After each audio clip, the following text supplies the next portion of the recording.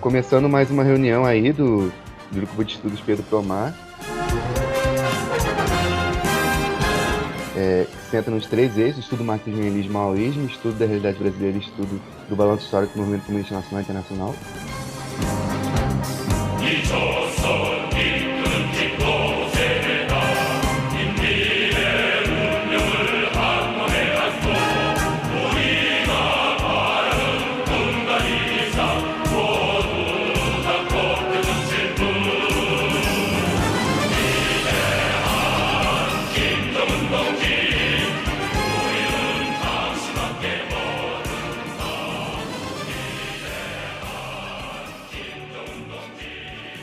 Hoje a gente vai fazer um balanço histórico do movimento comunista internacional, do grande debate entre os partidos comunistas antirrevisionistas, como por exemplo da China e Albânia, que a gente vai estar discutindo hoje exatamente, com o Partido Comunista da União Soviética e outros partidos também, partidos do leste europeu. No texto do Ludo Martins, né, que é A Luta sobre Duas Frentes, Mao Tse Tung e Enver Hoxha.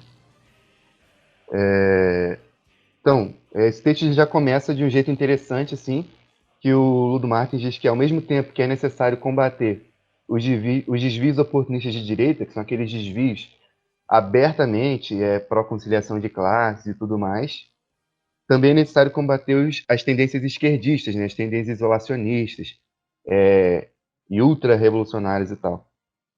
Então ele diz assim: devemos estudar a evolução de cada experiência socialista ou de nova democracia, ou de libertação nacional e tudo mais, estudar sua evolução, tirar lições de seus erros, tirar lições de suas experiências válidas, aproveitar a experiência de Hoxha também, sem por isso estar de acordo com a orientação global de Sonin.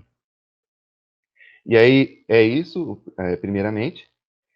Depois ele fala sobre a firmeza nos princípios e a flexibilidade na tática, que isso um princípio marxista-leninista. Né? Lenin já falava sobre a firmeza nos princípios e flexibilidade na tática. Né? Em 1962, houve uma reunião entre o Partido Comunista da China e o Partido Comunista da União Soviética para estreitar as relações. Né? Já sobre o grande debate, já sobre a influência do revisionismo khrushchevista no Partido Comunista da União Soviética. Enver Hoxha vê isso como vacilação. E o Partido Comunista da China vê a necessidade de manter contato com o Partido Comunista da União Soviética, a fim de influenciar viragens políticas no seio do Partido Comunista da União Soviética. Enver Hoxha vê nisso uma tendência à moderação e à passividade. O argumento de Hoxha sobre a suposta desconfiança do PCH com as forças antirrevisionistas. Né? Aí é isso, vou dar sequência depois, vou passar um pouco a minha fala agora. Tem algumas considerações a fazer sobre a linha geral do Hoxha, né? O que alguns chamam de Hoxhaísmo, outros chamam de linha albanesa, constitui no mesmo dogmato. Enfim, o Hoxha, durante muito tempo, ele sustentou teses parecidas com a do presidente Mao, né? Durante aquela época do antirrevisionismo e tudo. Contudo, o que difere a linha albanesa da linha chinesa é uma coisa muito, muito engraçada. O Hoxha, ele acaba se perdendo ali ao final da vida, né? No final, meio da vida, em teses errôneas. Porque o que acontece? O Hoxha, na ânsia de perseguir o revisionismo, ele acaba se esquecendo, não sei se é esquecendo, desviando-se do seu propósito e caindo em dogmatismo, né? Caindo em besteira e achando que tudo é. Ele vive numa paranoia, não é? Prova disso aos bunkers que ele construiu, com medo de uma invasão que nunca veio, né? O Hoxha, ele vivia nessa paranoia. E aí nasce o dogmato ao revisionismo. É uma paranoia, uma ânsia de perseguir o revisionismo, sendo que você não estudou o problema a fundo. O grande problema do Hoxha, dele ter virado um dogmático, é que ele não seguiu o que o nosso presidente Mao muito bem elucida no seu texto De Onde Vêm as Ideias Corretas, que é justamente o processo para a investigação de um problema, né? Ele faz isso em oposição ao Clube dos Livros também. Tem investigado o problema. O Hoxha não investiga o problema e por isso ele, que é um teórico, muitas vezes ele é muito bom quando ele desce o pau no Tito, quando ele fala mal do Khrushchev, né? Ele rompe com o revisionismo titista, o revisionismo khrushchevista, ele é brilhante. Contudo, ele se perde nas suas análises, Porque na ânsia de perseguir o revisionismo, ele deu a volta e caiu no dogmatismo. Ele caiu no próprio revisionismo dele. Entendeu? É uma coisa tão... A gente analisa o pensamento do Rudd, uma coisa fica tão confuso em um certo momento, porque parece que ele está só jogando palavras para provar o seu ponto, sabe? Ele trata o marxismo como um dogma, ele se torna isso, sabe? É ridículo e risível e um pouco decepcionante ver o que um revolucionário tão brilhante como foi o Roger na sua vida se tornou ao final, por buscar uma pureza do marxismo que não existe, sabe? Ele busca essa pureza do marxismo que nunca existiu, e aí ele cai nessas análises idiotas de chamar a Coreia de fascista. Coreia Popular de fascista. Eu tenho todas as minhas críticas à Coreia Popular, mas fascismo não é uma delas.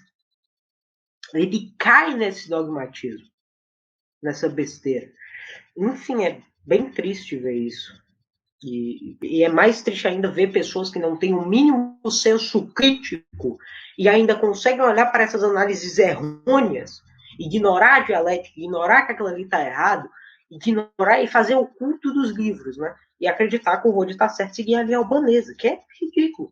Eu gostaria de comentar que esse texto ele é de extrema importância para a gente compreender acerca do grande debate, para a gente compreender de fato o que foi a luta de duas frentes, levando em consideração que a partir do advento do revisionismo aberto do Partido Comunista da União Soviética e da linha que foi trilhada por Khrushchev e os outros oportunistas, o movimento comunista internacional ele se deparou com essas contradições e, de fato, precisava de formulações para serem desenvolvidas e para estar levando a cabo essa luta revolucionária ideológica também no seio dos partidos.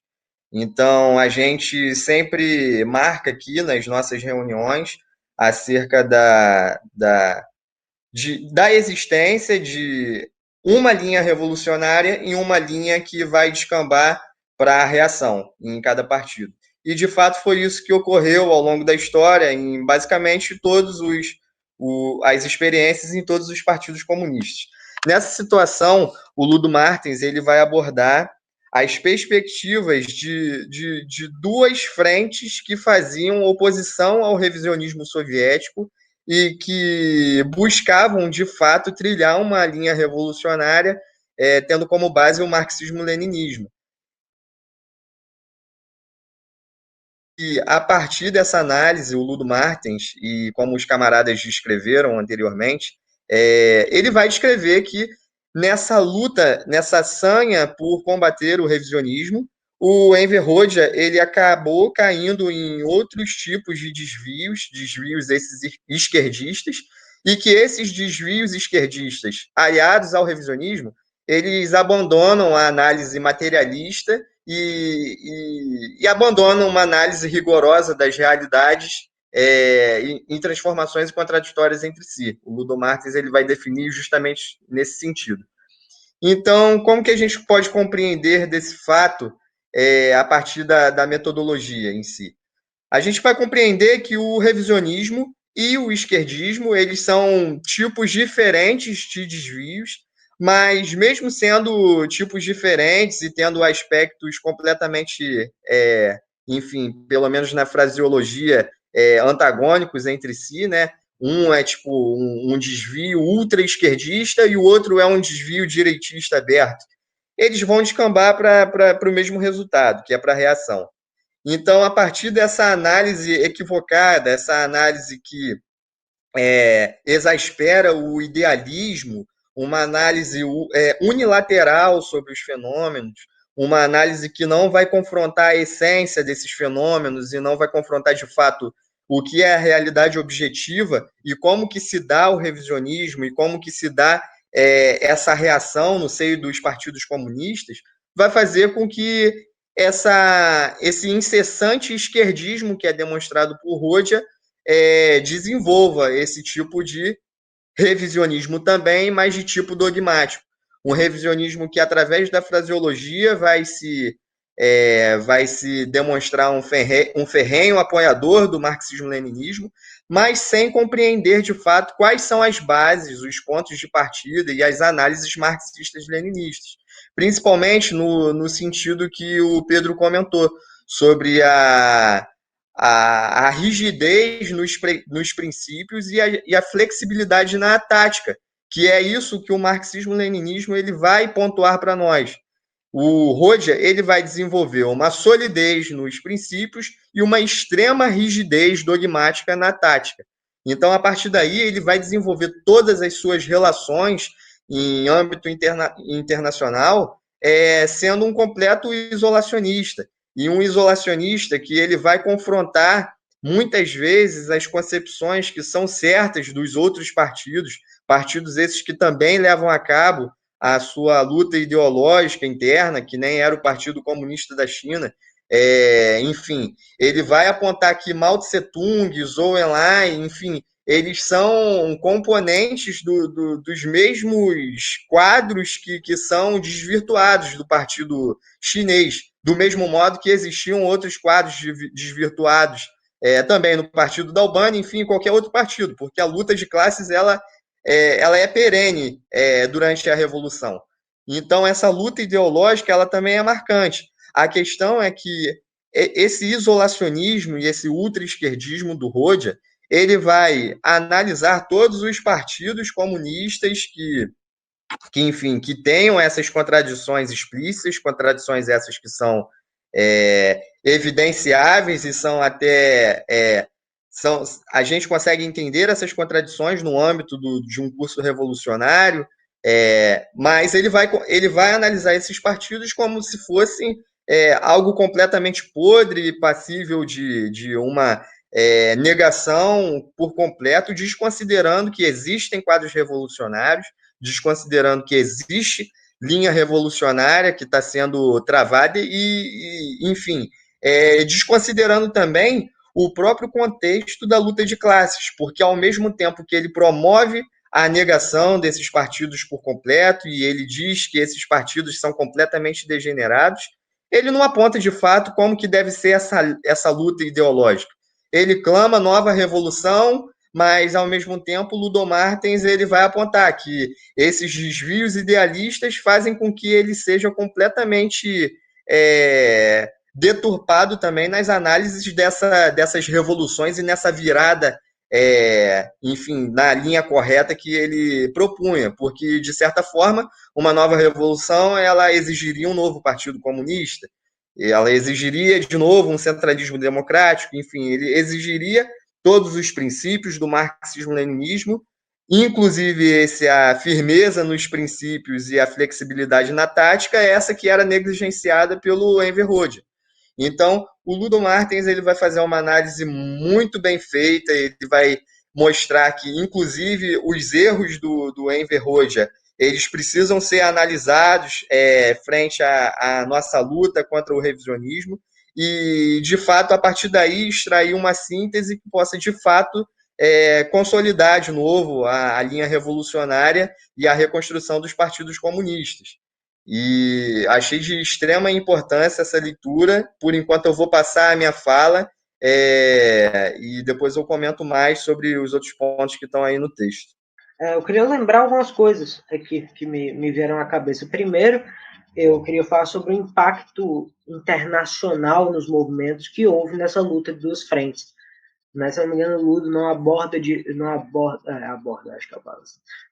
direito isso no seu texto sobre as consequências que teve no movimento proletário mundial. A gente tem um exemplo máximo, o Partido Comunista do Brasil, aqui, né? O Partido Comunista do Brasil e o Partido Comunista Revolucionário, que foram vítimas dessa luta de duas frentes entre o Rodia e o Mao. Vamos lembrar aqui, por exemplo, que o PCdoB, Partido Comunista Brasileiro, ele, durante a Pedro Pomar e a direção brilhante, enfim, daqueles camaradas, ele adota uma linha aproximada do pensamento Mao Zedong. Inclusive, tem um texto ótimo do camarada Pedro Pomar, que é os grandes êxitos da Revolução Cultural Proletária, e outro documento muito importante do Partido Comunista do Brasil, que era justamente apoiar decididamente a grande revolução cultural proletária. Eles têm muito isso de defendê-la, né? E é dever de todo comunista defendê-la. Não é? Alguns falam de dogmatismo e ultraesquerdismo na Revolução Cultural Proletária, não percebem que caem nas mesmas críticas do Rodia. Né? São pessoas que não percebem isso. Então, houve esse impacto. E a gente tem que analisar a história do Partido Comunista do Brasil sobre essa ótica. Quando ocorre a chacina da Lapa e a lenta, porém, enfim, gradual eliminação dos quadros revolucionários do Partido Comunista do Brasil, a camarilha do João Amazonas assume, e então o pensamento Mao Zedong é trocado pelo pensamento ultra-esquerdista e dogmático do Enver Hoxha, não é? E aí o resultado a gente tem hoje, né? Depois da morte do Amazonas, o partido ficou entregue a isso, e a gente está vendo aí o resultado hoje do que é escolher a linha albanesa. É só a gente olhar aí para o resultado que deu no PCdoB, que sofreu um golpe das camarilhas revisionistas. Embora o mesmo não siga hoje em dia, ele é um resultado dessa luta de duas frentes. Ele é um resultado de onde esse dogmatismo se escamba, de onde ele acaba. O PCR também. Manuel Lisboa, na sua carta de 12 pontos, resgata a lembrança da Guerra Popular Prolongada, quando este morre, quando Amaro Luiz de Carvalho morre nos porões da ditadura e ocorre uma eliminação completa, quase completa, do Comitê Central do PCR, de seus importantes teóricos, o PCR cai na linha albanesa. E é muito semelhante ao que aconteceu com o PCdoB, gente. E os movimentos são vítimas dessa luta de duas frentes. Da mesma forma que o PC brasileiro foi vítima da luta entre, na época, a linha chinesa e a linha albanesa eram muito próximas no combate ao revisionismo khrushchevista. Foi uma vítima daquilo. O PC brasileiro se degenerou porque escolheu a linha errada do Khrushchev. Eu acho que vocês conseguem entender muito bem o que eu estou falando aqui. A gente também tem que lembrar esse texto incrível do presidente Mao, Discurso à Delegação Militar da Albânia, também conhecido como Conferência dos 7.000 Quadros, onde o Mao Zedong vai falar sobre a Revolução Cultural Proletária, que a Albânia se inspirou na revolucionarização cultural albanesa, que Queiroz fala em um de seus livros. A grande Revolução Cultural Proletária é universal, e até Rodia teve que reconhecer isso. Então a gente tem que. Sobre vários assuntos que eu quero falar, porque a fala do Natan me lembrou muita coisa aqui. Qual o livro que tu tá mostrando? É esse do Stedley, que é a organização do Stedley. Tem várias coisas ruins nesse livro, várias coisas que o Stedley fala que eu não concordo. Porém, a organização dele, dos textos, é magistral. A interpretação deles deste já é um pouco mais degenerada. Contudo, a organização é magistral. E é isso que a gente tem que compreender. O debate ao dogmatismo, o debate ao revisionismo andam juntos, porque os dois são desvios. Senão a gente cai no que o Rodia caiu. A gente tem que estudar o problema também, né, como eu falei, e a gente tem que aprender com a história do movimento comunista, né, do movimento revolucionário, para não cair nas mesmas falácias que PCdoB e PCR caíram. E é isso. O meu comentário vai muito na linha seguinte, tipo, primeiramente falar que em relação à Revolução Albanesa, eu nutro no meu coração, né, um intenso sentimento de amor e tal, e de internacionalismo proletário e de apoio à Revolução Albanesa, como várias outras revoluções, como a Revolução Iugoslava e tudo mais, né? E é nesse sentimento de amor e de camaradagem que a gente baseia os nossos apontamentos, né? Porque senão a gente também cai no próprio esquerdismo, que é tipo assim, se você tem um livro do Roja na sua casa e você fala assim, esse livro aqui é legal, ou então, tipo, sei lá, defende, sei lá, você tem um broche do Roja e aí, é rojaísta, não. E aí, tipo assim, a gente também tem que pensar nesse sentido, tá ligado? Que outro dia eu tava vendo na internet uma pessoa com um broche do Tito, e aí uma galera enchendo o saco da pessoa porque, não, Tito não sei o que lá, sendo que, tipo, Tito de fato libertou a Iugoslávia do fascismo, tá ligado? Isso é inegável. A questão é a linha, se a gente concorda ou não. Mas a gente também não sai impondo a linha nos partidos revolucionários irmãos, exatamente como o Ludo Matos está descrevendo aqui, tá ligado? Aí a parada que eu ia falar era, tipo assim, eu falei sobre a reunião do Partido Comunista da China com o Partido Comunista da União Soviética para estreitar relações, né? Lembrando que eu já até citei isso outras vezes, mas sempre existiu, né? Não sempre, tipo, eternamente, mas tipo, existiu durante muito tempo tensões entre a China e a União Soviética, já antes do grande debate, né? E entre a China e a Rússia, já antes mesmo da própria existência dos partidos comunistas e tal, porque na Guerra do Ópio a Rússia czarista anexou extensas partes do território chinês da Manchúria e da Mongólia Inferior, que é parte da China. E aí sempre houve uma tensão militar muito grande, inclusive durante o período Brezhnev ela se intensificou e tudo mais. Então, as reuniões que aconteciam entre a delegação do Partido Comunista da China e a delegação do Partido Comunista da União Soviética, para tratar essa questão, eram reuniões muito importantes que tinham como objetivo delimitar até onde ia a fronteira de cada país e, tipo, isso é uma coisa justa, sabe? Tipo, não tem como você falar assim, ah, não, se você se une com outro e apertou a mão, então concorda com tudo que ele está falando, e simplesmente assim, porque senão a gente cai numa posição de defender a guerra entre os dois países socialistas. Isso seria uma posição bizonha, tá ligado? Tipo, o pessoal age como se fosse ético e normal aceitar que toda reunião é uma reunião pacífica, tá ligado? Sim. Toda reunião é porque você concorda com os interesses da pessoa e não debate. Aí o Enver Hoxha formulou um argumento sobre a suposta desconfiança do Partido Comunista da China com as forças antirrevisionistas, né? E esse argumento é muito usado por vários marxistas-leninistas e etc.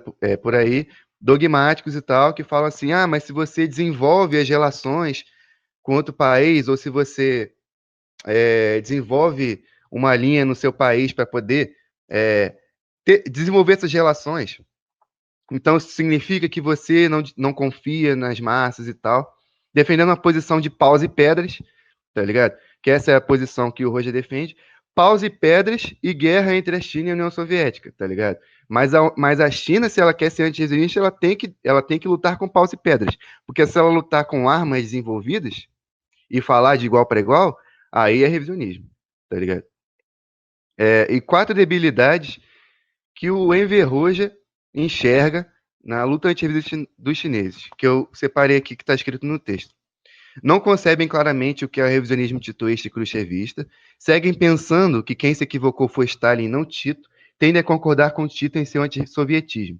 Tendência ao chauvinismo contra a União Soviética, qualquer antissoviético é um possível aliado. Porém, o mesmo Hoxha declara o dever de lutar sem vacilar sob a forma que seja, em qualquer tempo e circunstância, contra o revisionismo. Sim, que é necessária a ruptura definitiva com os revisionistas, a defesa de uma segunda revolução dentro dos países revisionistas, que é uma posição contra-revolucionária e tal, aberta, tipo, de defesa da contra-revolução nos países socialistas, a defesa de uma segunda revolução nos países revisionistas. Não podemos concordar com tais postulações inflexíveis na tática, que não pressupõem nem a mínima relação com os países revisionistas, apesar de concordarmos com a luta sem pestanejar.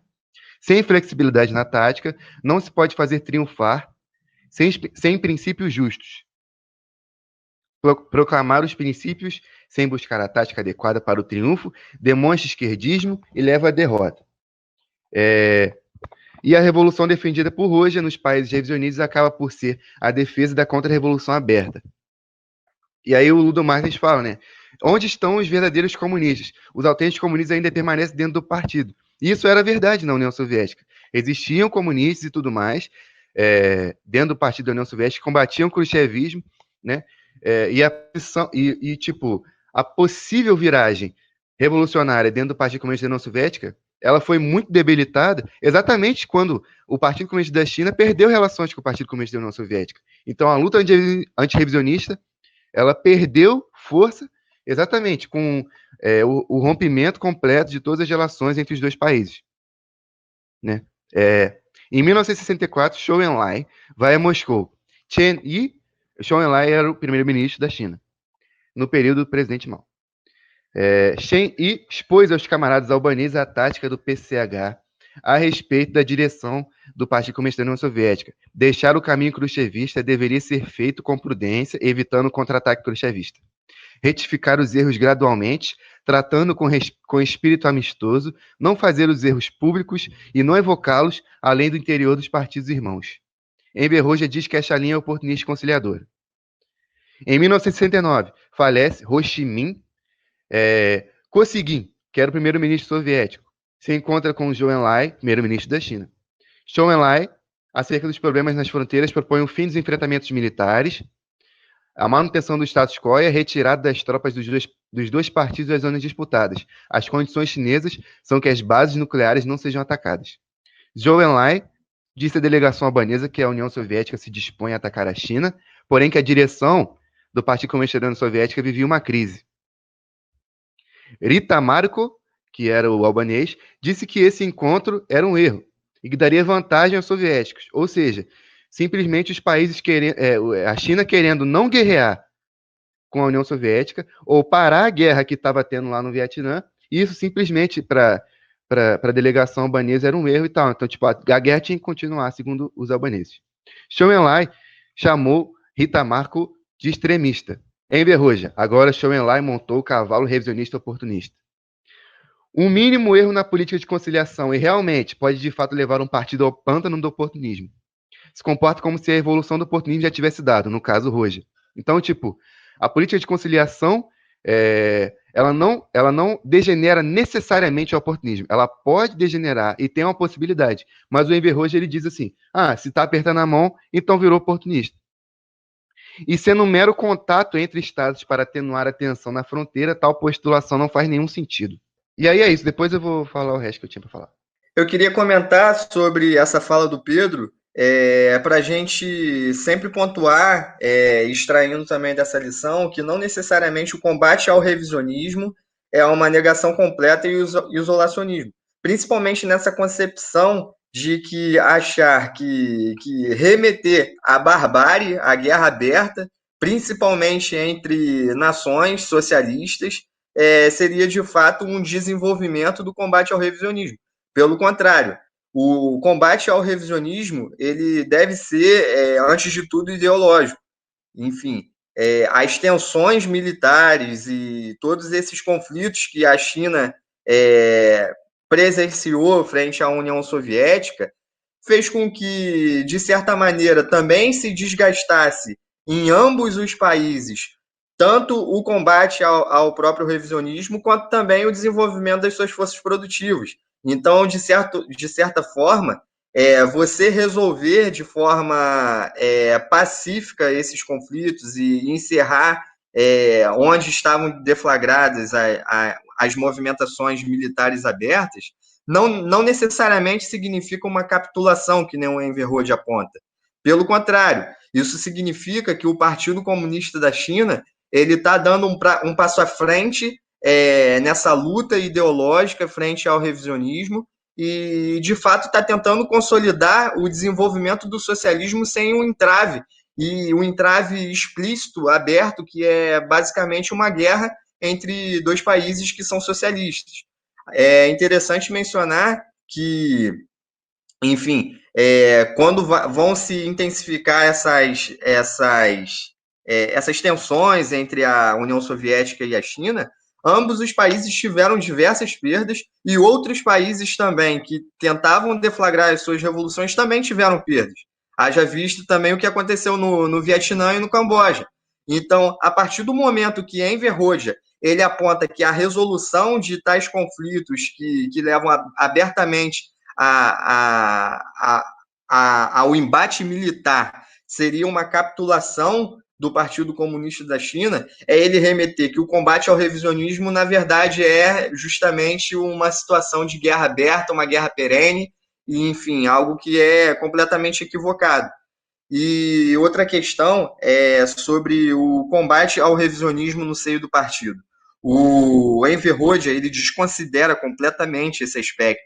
Aspecto esse que foi de forma brilhante desenvolvida pelo presidente Mao. O presidente Mao ele tem diversos trabalhos que ele vai elaborar sobre a questão ideológica e o desenvolvimento da linha correta revolucionária no seio do partido. E assim como o Soir falou, as contribuições da revolução cultural elas remontam de forma universal para todos os aportes que a gente tem sobre o marxismo-leninismo, principalmente das considerações que o Partido Comunista da China teve no combate ao revisionismo também.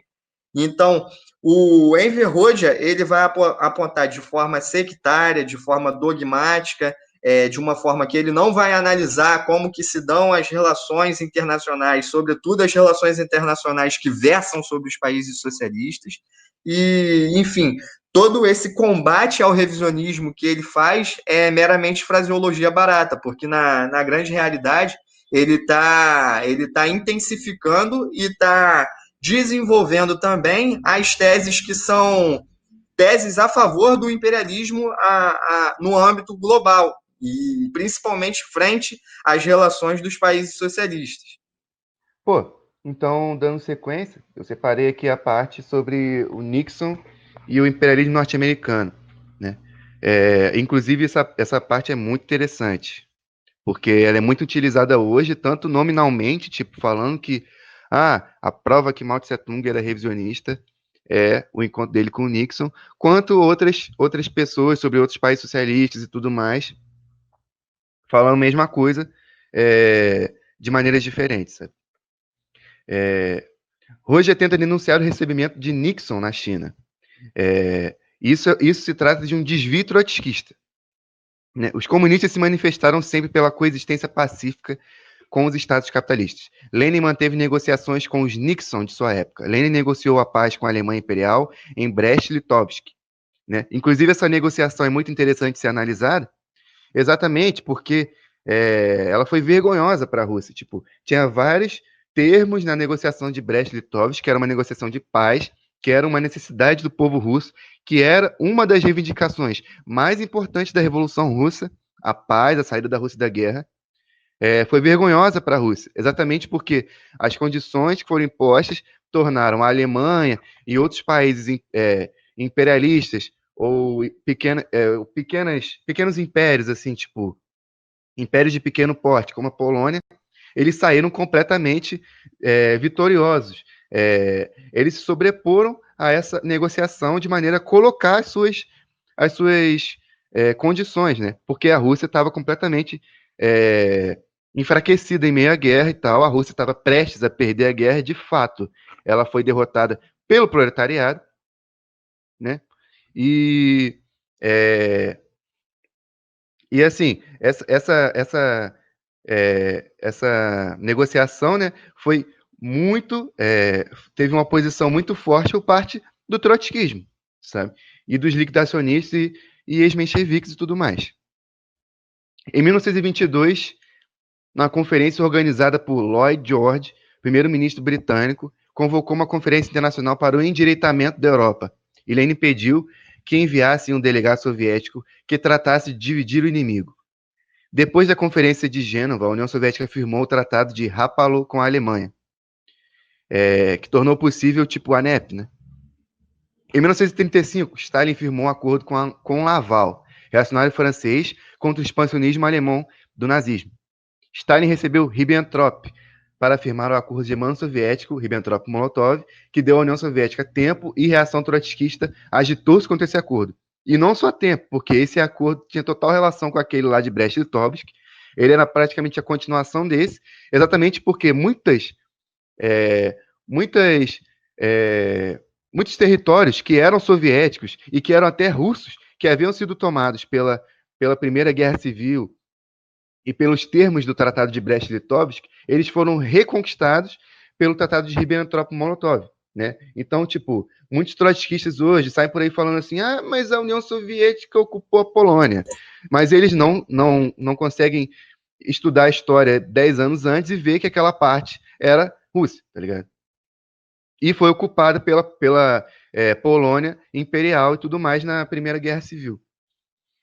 Nixon se viu obrigado a reconhecer o regime de Mao em 1971, Isso foi uma grande vitória para a Revolução Chinesa, ser reconhecido como um país e ter seu direito internacional também reconhecido. Roja cai em esquerdismo quando diz que os chineses são traidores por se manterem em amizade com o povo norte-americano, por darem declarações de amizade ao povo norte-americano e serem reconhecidos como país. Novamente, voltando àquela posição lá atrás de a China tem que lutar com paus e pedras. Hoje, jamais concordou com o PCH a respeito da União Soviética ser a potência mais perigosa. Concordou que a União Soviética tampouco concordou que a União Soviética desencadearia uma guerra para tomar controle da Europa Ocidental. Enver Hoxha denuncia o caráter aventureiro e provocador da estratégia denguista de luta contra a União Soviética, que Deng colocou aquele antissovietismo lá na teoria dos três mundos. Enver Hoxha, na ação de denunciar a China, cai em esquerdismo e acaba por aceitar a propaganda da extrema-direita americana sobre a China ser uma perigosa superpotência. Então, tipo, o que o Mao falava no final da vida, e o Deng Xiaoping falava também, sobre a União Soviética ser a maior potência e tudo mais, ele falava da China. Uma visão idealista e unilateral das coisas. Ou seja, ele pegava determinados posicionamentos e levava para um lado de fascismo, como o camarada Soei falou, tipo, de fato, partindo de premissas de Enver Hoxha, se poderia considerar perfeitamente o futuro oposto, ou mais provável. O revisionismo da China restaurar o capitalismo, a anarquia capitalista, causar o colapso das autoridades centrais e a China se dividir e converter novamente em neocolônia, que é, de fato, o interesse do imperialismo norte-americano. O interesse do imperialismo norte-americano não é colocar a China dentro do imperialismo e tudo mais. O interesse do imperialismo norte-americano é dividir a China e torná-la uma neocolônia. E, tipo, tornar um país pequeno em torno de Pequim, a China e vários outros países, tipo Tibete e tudo mais. O imperialismo, inclusive, já até professou o interesse de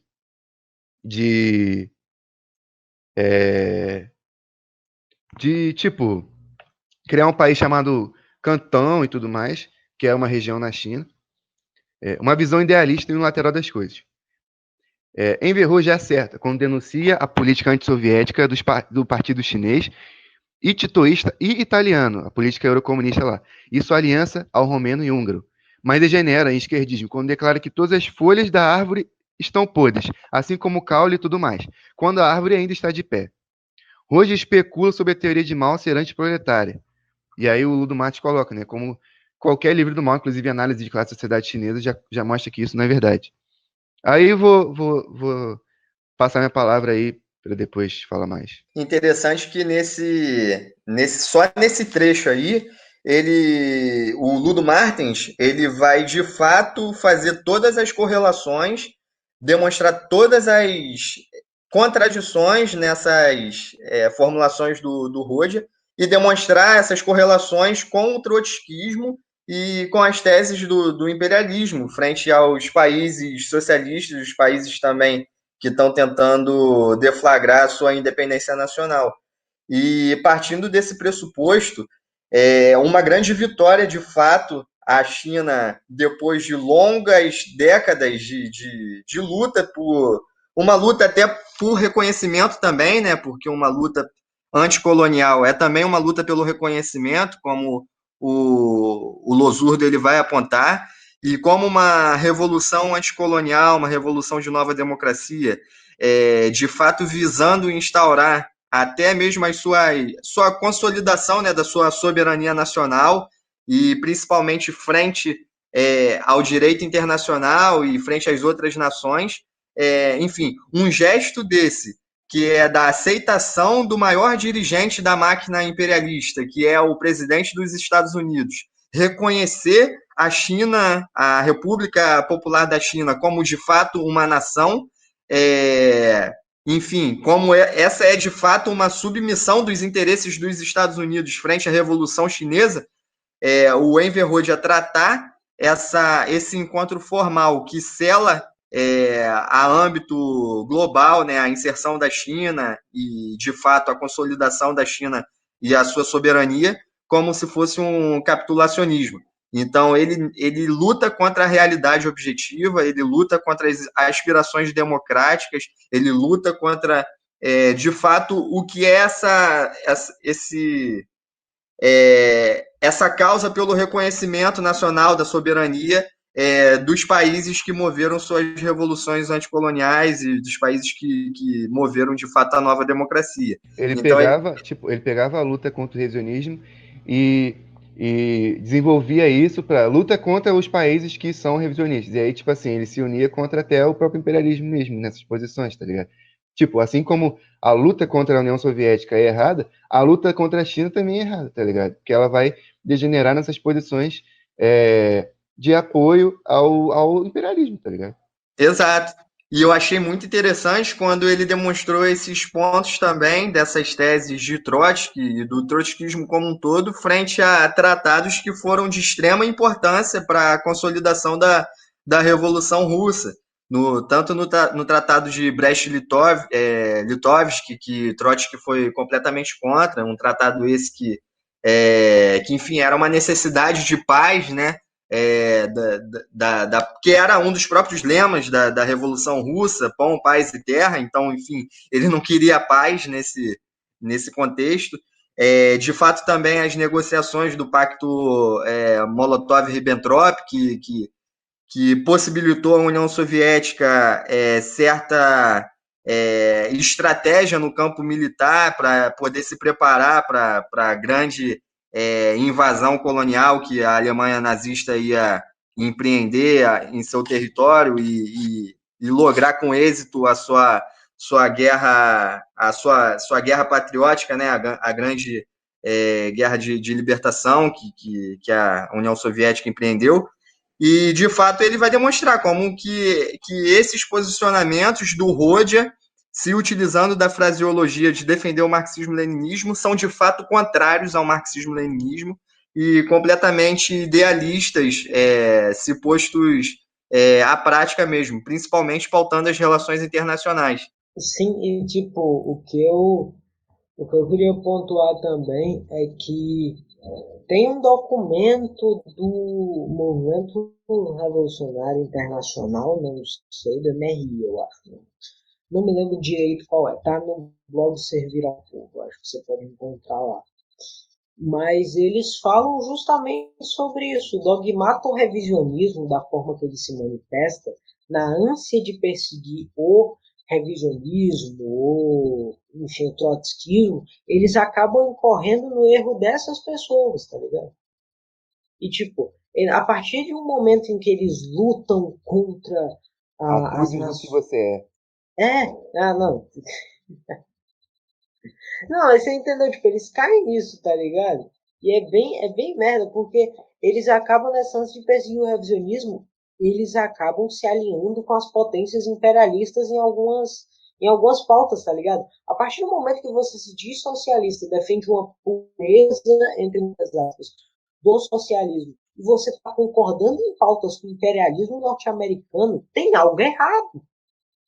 A partir do momento em que seus inimigos passam a ser os revisionistas e seus amigos passam a ser os imperialistas, você está fazendo algo errado. Os seus inimigos têm que ser os dois.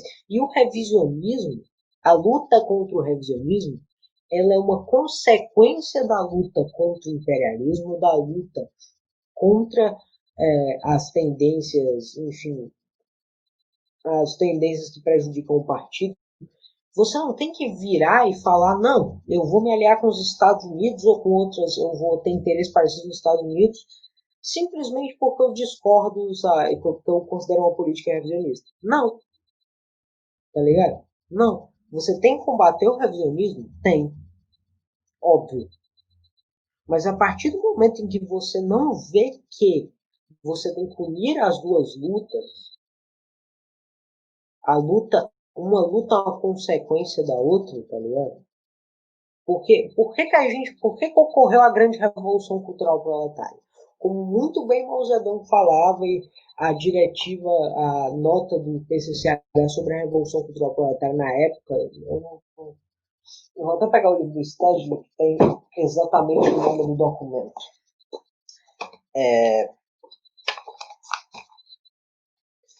Decisão do Comitê Central do Partido Comunista Chinês quanto à grande revolução cultural proletária. É desmascarar os seguidores da via capitalista, das pessoas que, através do revisionismo, dos desvios esquerdistas, querem colocar de volta o capitalismo, o imperialismo na China, nos outros países, enfim, no país socialista. Então é uma consequência da luta. Tá entendendo? A partir do momento que você passa a ver o único problema, ou os revisionistas não entendem que eles estão em conluio com o imperialismo, que combater o imperialismo é combater o revisionismo, só assim você pode avançar, com essa percepção clara das coisas, de quem são seus amigos, quem são seus inimigos. Manuel Lisboa, em um dos pontos da carta de 12 pontos, fala sobre isso, saber quem são os amigos, saber quem são os inimigos. Entender que a luta contra um não anula a luta contra o outro. Tá ligado?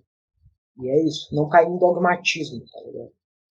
Perfeito, indo nessa esteira sobre o excelente comentário do Soir, avançando um pouco o texto, o Ludo Martins ele vai apontar justamente nesse sentido de reconhecer de fato quem são os inimigos e como se deparar com essas contradições e como resolver as contradições de fato. Ele vai apontar que a partir de 1973 a política externa da China ela deu um giro direitista pela camarilha revisionista de Deng Xiaoping e tal, e ele vai pontuar que o Enver Hoxha ele fez algumas constatações que foram justas, que foram de fato no sentido de combater esse revisionismo e esse giro direitista do Partido Comunista da China e da penetração do capitalismo, enfim, do rompimento, né, com a Revolução Cultural de fato, mas que o Enver Hoxha, por ele ter esses erros de análise, erros esses idealistas que não confrontavam de fato a realidade material e se afastava de fato de uma concepção marxista sobre os fenômenos, ele não conseguia compreender de fato como que se davam essas contradições. Então, de modo acertado, o Enver Hoxha ele apontava que era uma infâmia, o Deng Xiaoping apontar que todos precisam se unir contra o inimigo central, que era a União Soviética, que era algo de fato que era apontado por Deng Xiaoping, inclusive tanto o primeiro mundo quanto o terceiro mundo, até mesmo os Estados Unidos se aliar nessa luta contra a União Soviética. Isso era sim clamado por Deng Xiaoping e o Enver Hoxha ele estava certo em criticar, inclusive chamar o Deng Xiaoping de um fascista, né?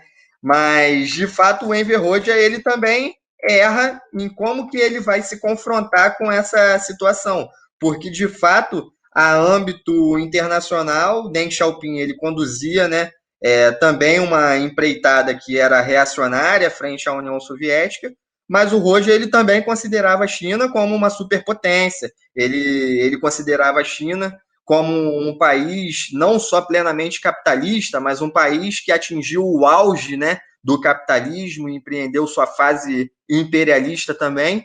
Então, o Enver Hoxha ele incorria em sua análise sobre a China as mesmas análises equivocadas e oportunistas que Deng Xiaoping empreendiam sobre a União Soviética. Tanto a União Soviética e o seu Partido Comunista, quanto a China e o seu Partido Comunista, eles eram contraditórios, possuíam suas contradições, mas de fato estavam longe de ser qualquer potência imperialista com uma necessidade de um expansionismo que levasse a cabo uma terceira guerra mundial e que precisavam ser combatidos de forma veemente a partir da ocupação militar. Então, o Ludo Martins... Aconteceu, né, mano? Oi? Tanto que isso não aconteceu, né? Exatamente, não aconteceu. E de fato o Ludo Martins ele vai fazer uma excelente análise quando ele vai apontar que o Hoxha ele acertou de certa forma, mas os seus desvios esquerdistas ofuscaram completamente como ele ia fazer uma análise justa sobre essa situação, né? E de fato ele mostra que esse esquerdismo do Hoxha é tão danoso quanto os desvios oportunistas e direitistas de Deng Xiaoping. Porque na prática estes desvios, todos os desvios meio que desembocam na mesma coisa, que é a restauração do capitalismo no país, tá ligado? Tanto o carcarejo revisionista do Deng, aquelas besteiras de teoria dos três mundos que ele criou deturpando o presidente mal, e toda a merda que ele fez com o socialismo de mercado, todos têm o mesmo fim, tanto ele quanto o dogmato ou revisionismo, dar força para a reação. Tanto que hoje a gente não considera nenhum dos dois socialista. A Albânia não é mais socialista, a China é revisionista. Vocês entenderam? No final, todos os desvios desembocam na mesma coisa, numa degeneração no partido, e com a degeneração do partido, o partido se enfraquece, com o partido enfraquecido, a reação ganha força. Por isso é importante um partido forte. Se a gente incorre nos erros dogmáticos, o partido se torna dogmático, o partido se enfraquece, o partido morre. Dá força à reação. Por isso que a Albânia hoje é o quê? A Albânia hoje não é mais socialista. A China também não. Porque tanto os desvios do DEM, aqueles desvios revisionistas do DEM, quanto o dogmato ou revisionismo, eles desembocam na mesma coisa, que é o país não ser mais socialista. E é muito engraçado os seguidores do Roger se acharem superiores, porque o meu país hoje em dia, ele, enfim, seu país não é socialista. A Albânia não é socialista. Meu país é o Brasil. Mas você entendeu? Tá ligado? É um bagulho que, enfim, todos dão força à reação, todos enfraquecem ao partido, e tudo que enfraquece o partido dá força ao fascismo, à reação ao neoliberalismo. E acaba que desemboca na mesma coisa. Perfeito. E nessa concepção, o Ludo Martins ele vai afirmar nesses dois trechos sobre tanto o acertamento parcial de algumas análises do Roja, mas também como que essa análise infantil e esquerdista sobre as situações também são extremamente problemáticas. Ele vai apontar que é correto que Enver Hoxha alertou acerca do perigo da reconciliação da direção chinesa com algumas correntes revisionistas. Beleza. Mas, ao invés de fazer uma análise concreta das lutas políticas no seio do Partido Comunista Chinês e das tendências revisionistas que indiscutivelmente estão presentes, assim como a corrente marxista-leninista, viu? Nesse ponto, o Ludo Martins ele marca que ainda existe a luta de duas linhas no Partido Comunista Chinês, e isso é desconsiderado por Enver Hoxha. Ele acredita que é um partido completamente definhado. Então, seguindo a leitura, Enver Hoxha se perdeu novamente em exageros esquerdistas e afirmações arbitrárias. Não sobra muito espaço para a dialética quando se declara autoritariamente que todos estão podres e que vão lutar contra todos eles sem hesitação. Então, mais uma vez, o Ludo Martins demonstrando com clareza como que, de fato, todos os tipos de revisionismo, eles, de fato, vão desembocar na reação, né? Porque ou existe uma linha revolucionária ou existe uma linha reacionária, não existe meio termo. Sim, pô, exatamente. Dando sequência, né? A luta no seio do partido, Hoje acusa o Partido Comunista da China de diletanismo, de pusilanimidade, aceitação perante os oportunistas e revisionistas. E realmente, Deng Xiaoping, mesmo tendo feito autocrítica, reatou diversos oportunistas do partido quando esteve no poder, como Zhao Jiang, que eu coloquei aqui, foi o líder do levante na Praça Tiananmen, era um liberal convicto, era defendido por vários congressistas norte-americanos, e falava na moral que a China tinha que ser uma democracia liberal, que a China tinha que ser como Taiwan, ele dizia. Uma ditadura fascista e tal. Mas Roja faz apontamentos para repressão arbitrários. Ou seja, ele achava que simplesmente ele conseguia enxergar todo o revisionismo que existia.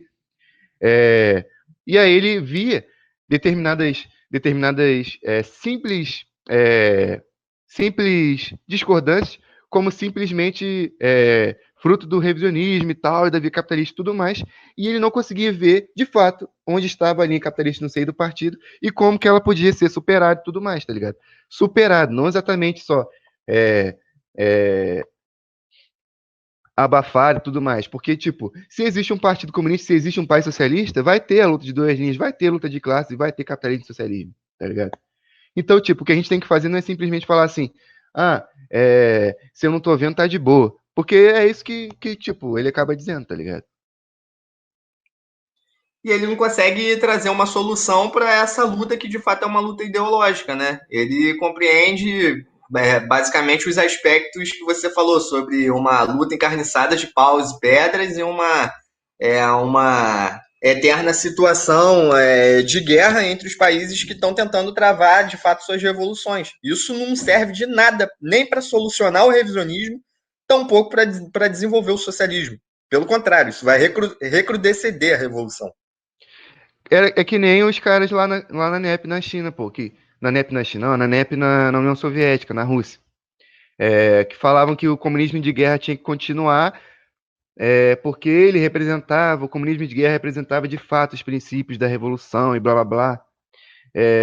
E quando os soviéticos, né, os russos especificamente, começaram a enveredar pelo caminho de desenvolvimento das forças produtivas, de socialismo, de alcançar o socialismo de fato, eles começaram a falar que estava sendo deturpado e tudo mais, tá ligado? Que eles achavam que não ser revisionista era lutar com paus e pedras, tá ligado? E muitos socialistas que faziam parte do Partido Bolchevique, ou que eram liderados pelo Partido Bolchevique, que eram até cristãos e tudo mais, eles achavam que, tipo assim, que tinha que fazer praticamente um voto de pobreza e que, tipo, essa era a condição de não ser um revisionista, tá ligado? Pode falar aí, terminei. Não era praticamente, né? Era literalmente o movimento cristão na Rússia, logo no pós-revolução, durante o comunismo de guerra, ele realmente venerava a pobreza. Era mais ou menos a linha que os freis franciscanos têm, né, de voto de pobreza, só que eles acreditavam que aquilo ali tinha que ser generalizado para todo o povo. Eles achavam que a pobreza te aproximava de Deus. E, bom, era só esse detalhezinho. Eles confundem de fato o que é o socialismo com ser um franciscano, né, cara? Um franciscano, católico e tal. Sim, inclusive eles elogiavam a revolução nesse sentido durante o comunismo de guerra. Só Isso que é é um levado, desentendimento. Pode falar. isso é levado à máxima potência por certos teóricos, como Michael Lowry, que eu tive que estudar para fazer uma segunda parte de um texto esses dias. O cara fala que socialismo é como religião, é questão de crença, não é? E ele faz uma comparação ridícula entre marxistas e católicos, é aquela porra de socialismo cristão e tudo. Isso é levado à máxima potência. Os caras acham que ser socialistas são um frei franciscano, não é? Acham que aquela utopia socialista dos caras enfim, franciscana. E, obviamente, esse cara não entende nada nem de povo, nem de religião, nem de socialismo para fazer essas afirmações. Isso mostra um completo descaso com a população, na verdade, porque quem paga o voto de pobreza desse caso é justamente o povo, né? É um pessoal que fetichiza a pobreza. É comunista que olha a favela e quanto mais lascar tiver para ele, melhor. Para ele mostrar, olha aqui a desigualdade. Olha aqui. Não faz porra nenhuma para mudar. Né? Porque o favelado, se ele tá lá, se ele trabalha para conseguir um trampo, para ele conseguir comprar uma casa para a mãe dele, ele tá errado, ele tá caindo no discurso meritocrático. Né? Porque, obviamente, o comunista da Zona Sul, morando no seu apartamento, de dentro do seu escritório, claramente ele está muito confortável para falar que o pobre ele tem que continuar pobre mesmo. Não é? Que ele não pode ir no trampo, ele não pode ir. E chega a máxima potência quando esses retardados falam que não, que os rappers reforçam o discurso meritocrático. Tá ligado? Mano, é um bagulho tão bizarro, sabe? Tu pegar, é uma falta de interpretação tão grande tu pegar uma letra do Racionais e tu dizer que aquilo ali é liberal. Maluco, tu tá com a cabeça onde? No teu escritório na França? Tá ligado? E essa é a minha crítica a esse pessoal de academia. Obviamente eles nunca vão compreender o marxismo. Vão passar a vida em si mesmado numa viseira de burro, fetichizando o pobre. Fetichizando miséria. Fetichizando o atraso.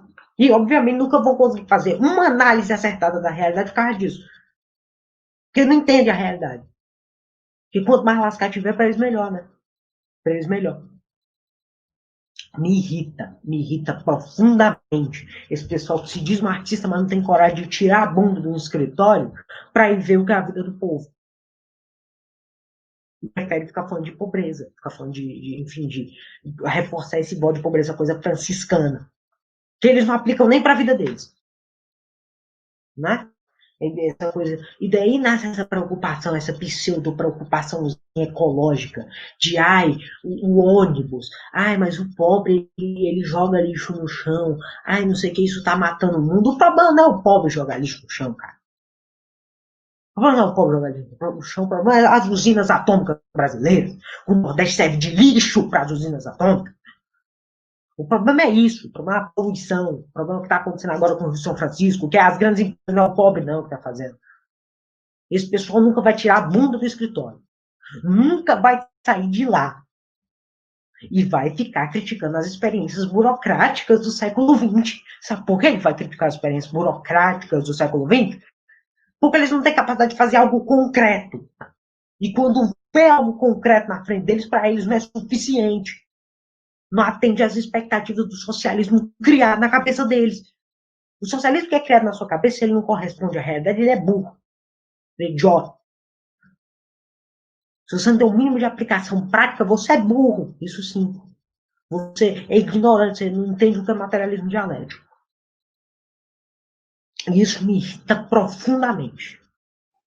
Depois dessa excelente fala do Soy, mais uma brilhante intervenção, que justamente a gente tem que sempre debater sobre essa questão, né, sobre a investigação, sobre não propagar de fato o que é o comunismo em mera fraseologia, não idealizar o que é o socialismo, mas de fato investigar as necessidades materiais do povo e de fato sintetizar nas linhas de massa, né, quais são essas necessidades e como solucionar essas contradições, que é de fato uma tarefa que é, enfim, basilar para qualquer partido comunista, e principalmente nessa tarefa de reconstrução.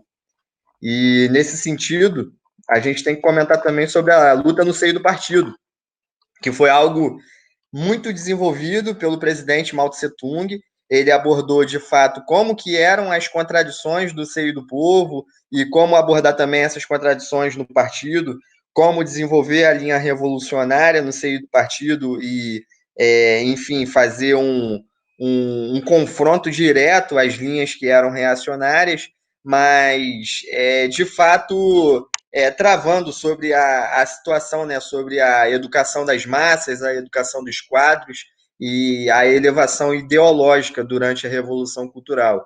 E, mediante a isso, o presidente Mao ele teve brilhantes aportes, brilhantes contribuições, talvez muito mais efetivas do que o próprio Enver Hoxha teve em seus ataques, que eram mera fraseologia, né, ao revisionismo, porque, na prática, se descambava também um novo tipo de revisionismo, um revisionismo de tipo dogmático, né?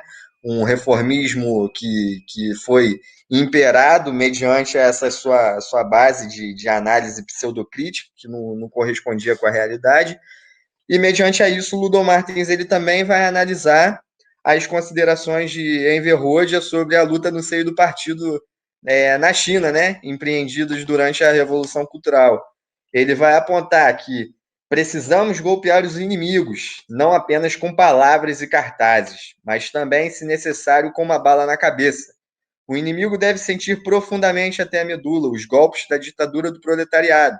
Palavras de Enver Hoxha sobre o tratamento do Partido Comunista da China na solução das contradições dos seus quadros.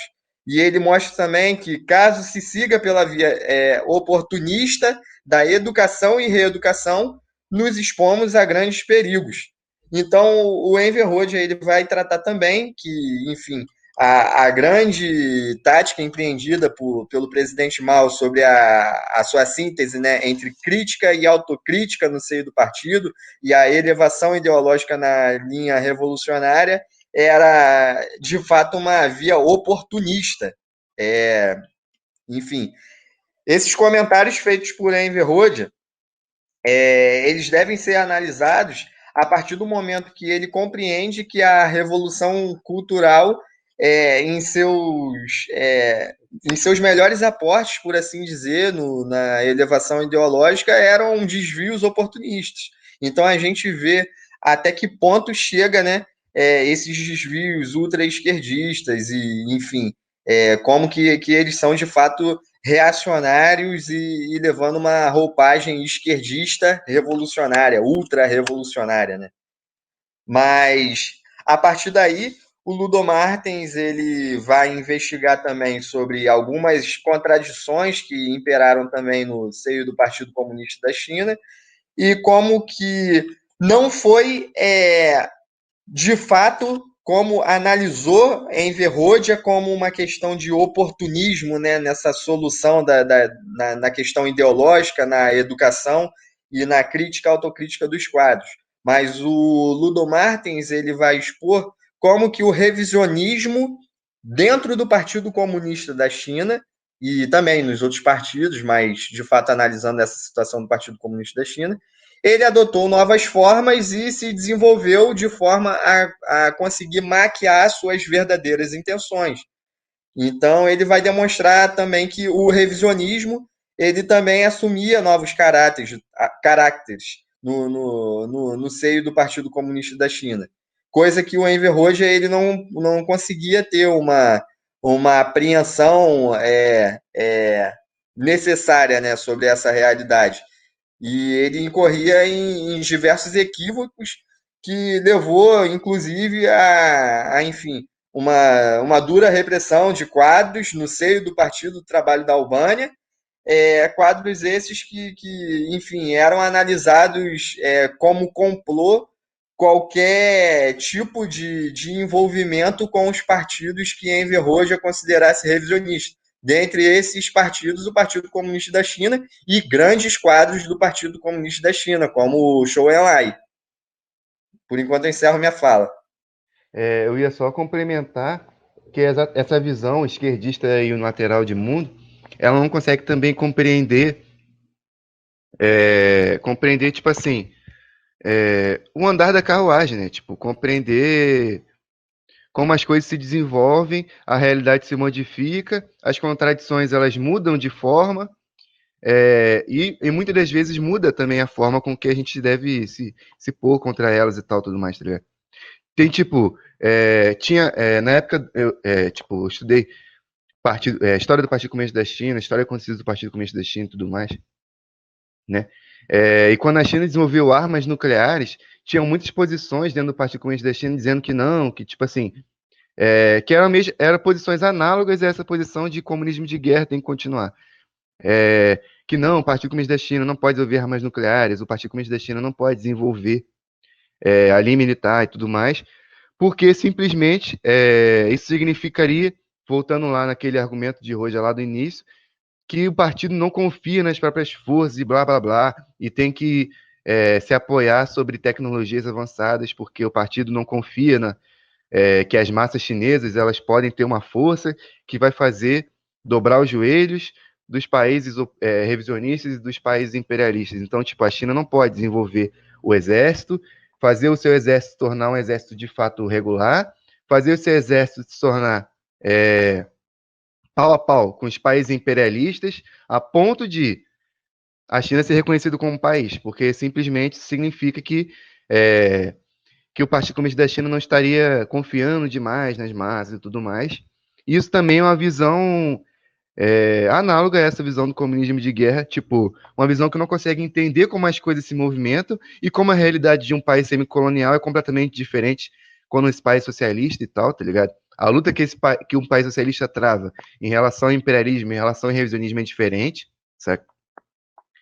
E essa posição, ela também, ela cai naquela posição de que, tipo assim, você só é anti-revisionista se você estiver dando um tiro pro alto. Tipo assim, se você sair xingando soviético por aí, tá ligado? Senão você é simplesmente um conciliador e tudo mais, e um vacilante, tá ligado? Então, tipo, tu apertou a mão do delegado soviético para acabar com a guerra, sendo que você tá com várias baionetas atrás de você, colocando as suas condições, e isso por si só é visto como posição errada, tá ligado? Ah, porque não segue aquela teoria militar que a gente tinha antes.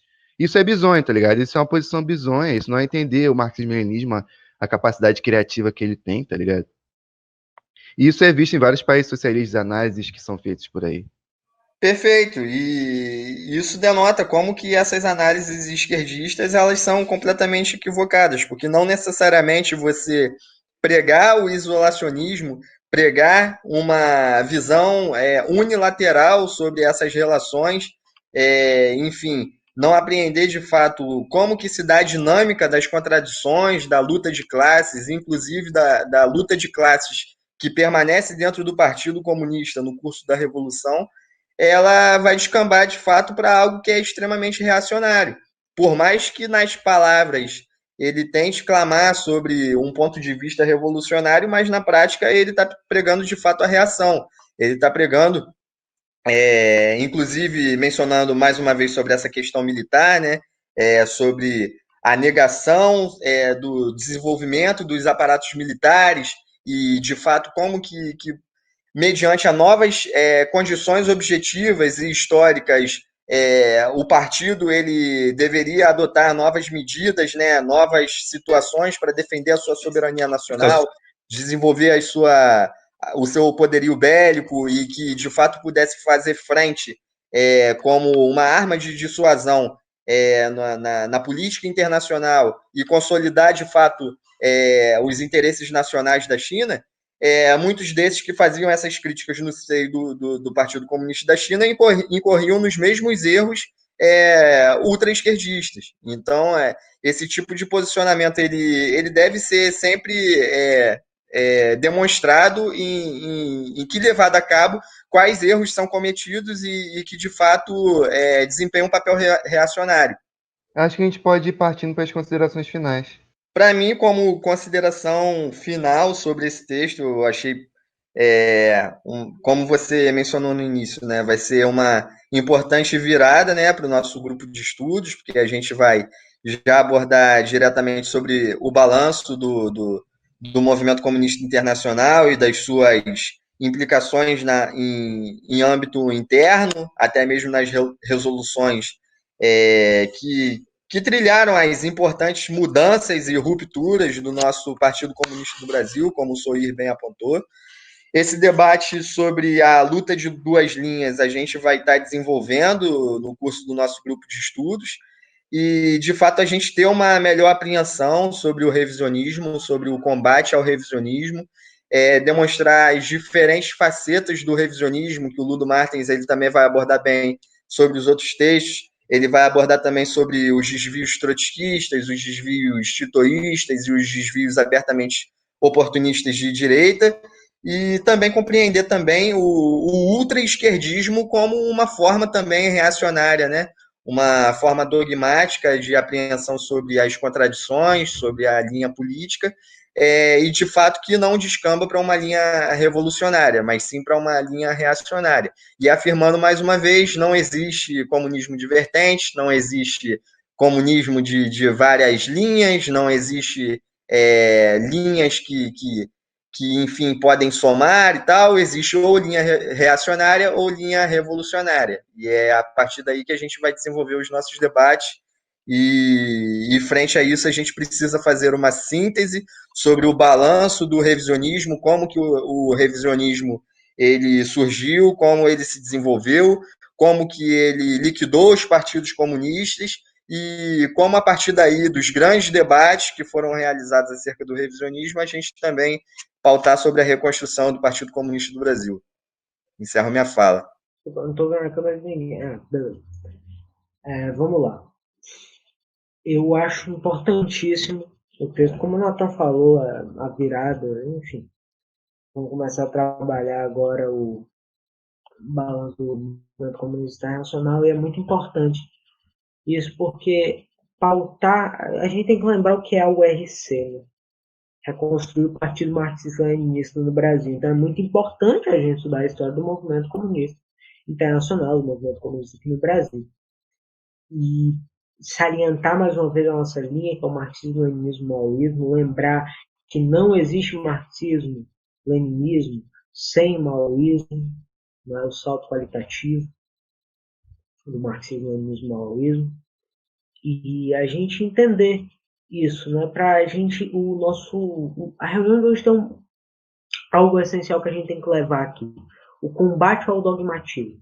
Porque a gente fala muito aqui no grupo do ser contra, enfim, de perseguir as tendências revisionistas, esquerdistas do partido, que é importantíssimo. Mas a luta contra estas implica na luta contra o revisionismo, que é outra tendência, não, a luta contra o dogmatismo, que é outra tendência que degenera o partido. Então, é muito interessante isso e é essencial para um partido forte, porque é disso que a gente precisa e é isso que a gente nunca teve.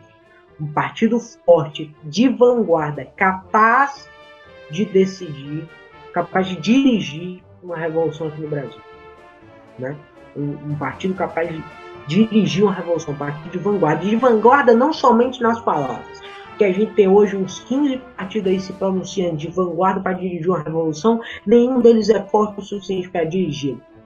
Porque se fosse, já tinha dirigido. Não estava há 100 anos caindo em erros.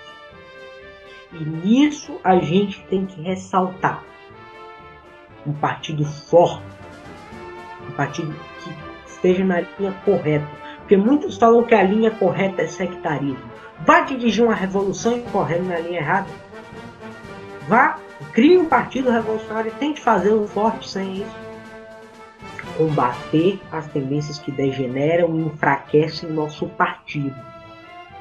Desenvolver os princípios da crítica e da autocrítica, senão nada vai para frente, senão o trabalho que a gente está fazendo aqui é em vão.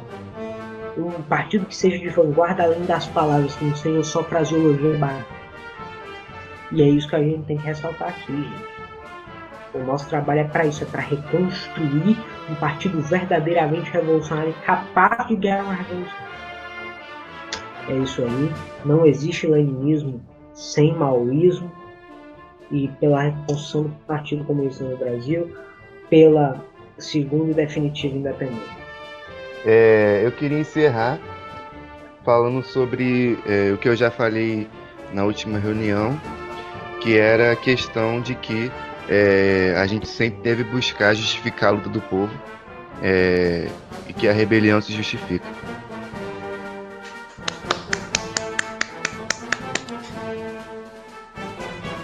Com isso, a gente chega ao fim de mais um podcast. Boa noite. Boa noite, galera. É isso aí. Até mais.